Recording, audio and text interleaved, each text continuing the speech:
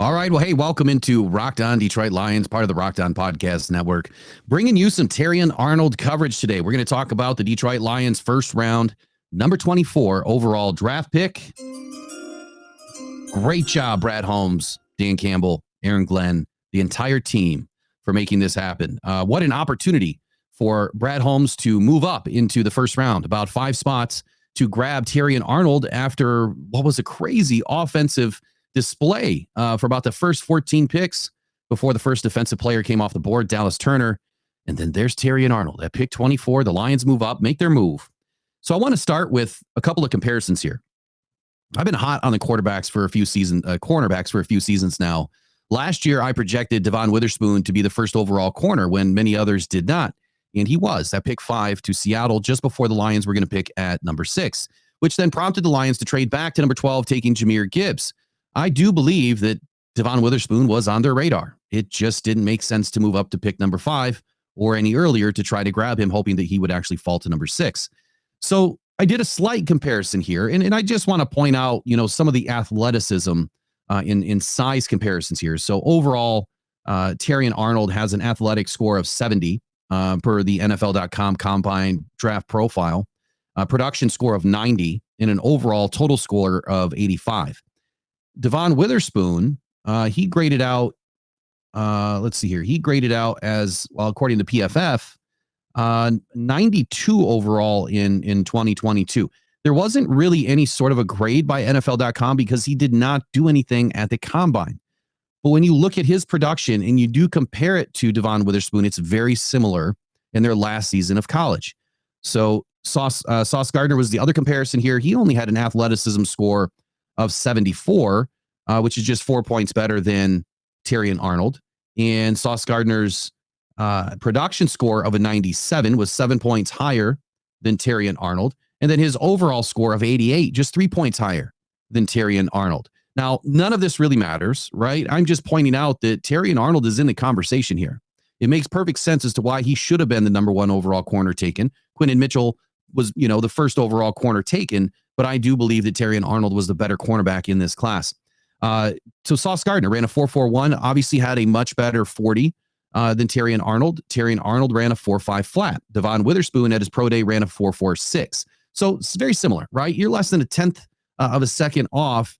Where does that matter in the realm of being a corner? It really doesn't. What I believe matters is that 10-yard split number, or the flying 20 number, if you will. So Terrion Arnold's 10-yard split, 1.54. Sauce Gardner's 10-yard split, 1.54. Devon Witherspoon's 10-yard split, not really rated because he didn't do anything at the Combine, but it's been projected to be a 1.56 or a 1.58. What does that mean? Well, that means that when you watch a player like Sauce Gardner, dig and close on routes, comeback routes, stop routes, whatever they are, hooks, curls, you should be able to see Terrion Arnold do a lot of the same things because he has that short area burst and lateral quickness to be able to jump back to the route, close down the route, and stay in phase with these receivers and stay what I call sticky in working around, what the receiver is trying to do and trying to pull him out of position. So Terrion Arnold, what are his biggest strengths and weaknesses? Why is this such a good move for Brad Holmes and the Detroit Lions? Well, first, let's start with a little bit of a background here on Terrion Arnold, and then we'll get into the rest of it. Here we go. All right, Terrion Arnold is the oldest of 3 children. He was born in Tallahassee, Florida, and raised in Tallahassee, Florida. He started playing sports at age 5, including Pop Warner football. His NFL team back then was the Eagles. However, basketball was his first real love. He loved the sport of basketball. That's what he focused on. That's what he wanted to play ever since elementary school. That's what the kid wanted to do. Arnold originally attended Florida State University High School in Tallahassee and joined the football program as a way to only stay conditioned for basketball. So football was never really a thought for Terrion Arnold. He just wanted the workout. He wanted something to do around the season to stay in shape for basketball. But then he saw varsity snaps as a true freshman and a sophomore, playing running back, wide receiver, and defensive back. However, he did suffer a broken ankle in his sophomore season in 2018, missed most of that season. So he was prepared to quit football. Football just interrupted what he wanted to do in life, which was to play basketball. But then Charlie Ward, a former two-sport star and Arnold's head basketball coach in high school, convinced him to continue playing the sport of football.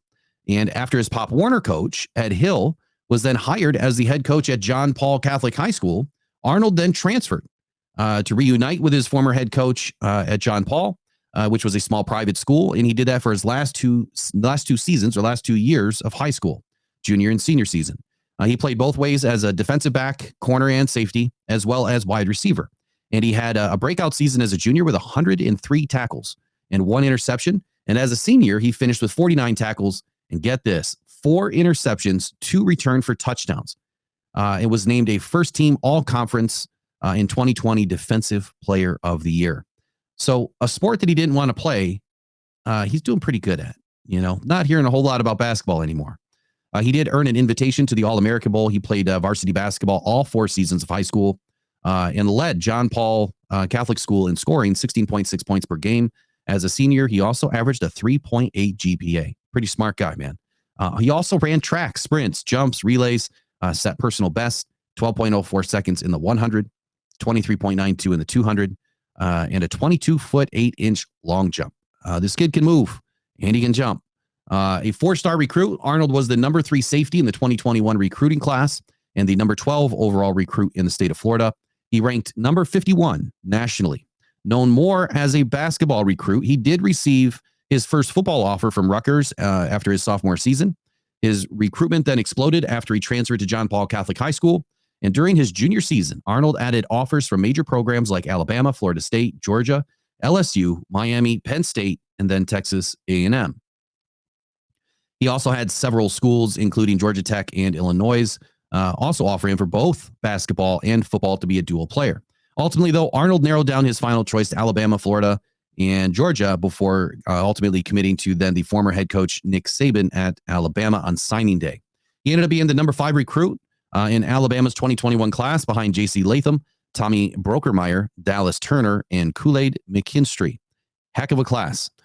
So Arnold then talked with Crimson Tide basketball coach Nate Oates about the possibility of playing 2 sports, but he decided to focus his attention on football. So before I get into the rest of his strengths and weaknesses and some projections with the Detroit Lions, I want to mention something about his height, weight, hand, arm, and all that good stuff, right? So height, he did measure 5'11 and a half inches at the combine and the pro day. Weight, 189 to 192, depending on which measurement you're going to take. We'll call him 190. Hands, he's got just under 9-inch hands, 8 7/8 inch, and arm length, 31 5/8. Wingspan, 76 1/4. So wingspan is a big one for me. You guys know this. I'm all about the arms, whether it's defensive end, pass rusher, offensive guard or tackle, and then cornerback. Those are the 3 main positions that I feel that you need to have longer than normal arms or a longer than normal wingspan or both, right? Typically, you can't have one without the other. But actually, it's been known to happen rarely, but it has been known to happen. So usually a football player's wingspan is about 2 inches longer than their total height. So just under 6 foot, we'll call him 72 inches, actually 71 and a half, which would mean 73 and a half inches is where his traditional wingspan should be. And Terrion Arnold measures in at 76 1/4, almost a full 3 inches longer than what's considered to be normal for a football player. Like I said, his 40-yard dash, 4.5 flat, and 20-yard, 2.59, 10-yard split, 1.52. Excellent, speed ratings for this kid. He doesn't need to be blazing fast to play corner. You just have to be intelligent in the right position to play corner and be able to read routes. Vertical jump, 37 inches. I mean, the guy he can jump out of a gym. In a broad jump of 10 foot, 9 inches. Those 2 numbers show me he does have the burst and pop in his legs. He will have that short area and lateral agility quickness to get him in and out of breaks, flip the hips. He's been really smooth with that, and to get back on the route or jump down on the route and work his way back towards the receiver when needed. Long arms, obviously, he's able to make plays. He stays very sticky when he's in coverage. So let's talk about that now. Let's talk about some of his strengths. Good size athlete, very controlled with his footwork, even in his pedal and his transitions. Outstanding route recognition. He will anticipate break points before the receiver gets to the stem. He does open his hips easily to carry his athleticism in any direction, laterally, north, south, whatever. He's got above average vertical speed, but can also decelerate very cleanly and stay sticky in coverage on stop, comeback routes, etc., staying within the phase of the receiver. He comfortably turns his head, locates and makes plays on the football, understands how to use leverage and get his body in a leverage position to use his long arms to disrupt the catch point. He doesn't really draw the obvious flags. He did get flagged for 2 pass interference penalties last season, and there was a potential that he probably could have earned a couple more. He does use his hands as feelers quite often. I don't think he's necessarily always grabbing and tugging and pulling arms down, or grabbing hip or hooking, but he does use his hands as feelers quite often. That's going to require some attention to detail and some discipline to learn how to play with his hands in his pockets, so to speak, a little bit better here at the next level. And I think he's going to do just fine.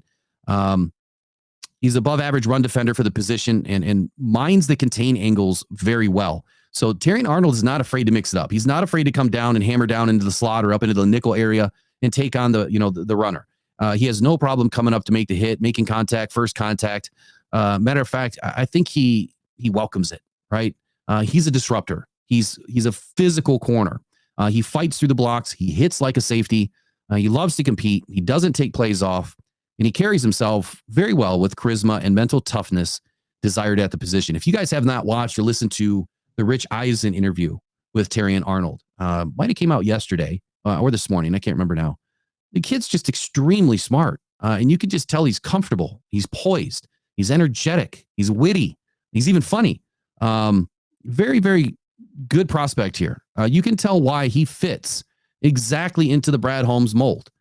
Just a good all-around guy, man. I'm super excited to have him as a Detroit Lion. According to this so smart, heady player, does a terrific job in communicating with the rest of the secondary, which is obviously going to be a big component to his success here in Detroit.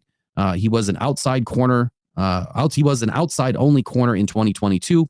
But in 2023, Alabama asked him to play inside and outside. So now he's got that positional versatility. As we know, Brad Holmes likes to call himself a positional villain. Look, being able to play in the slot, that takes a special type of athlete. I would say even a quicker athlete to be able to play in the slot. But he played 301 combined special team snaps over the last 2 seasons. So playing special teams, obviously Brad Holmes loves that. It was a regular on kick coverage and punt returns. More passes defended, 26, than games played, 25 in his career. That's an incredible stat. The only FBS player with 12-plus pass breakups and at least 5 interceptions in 2023.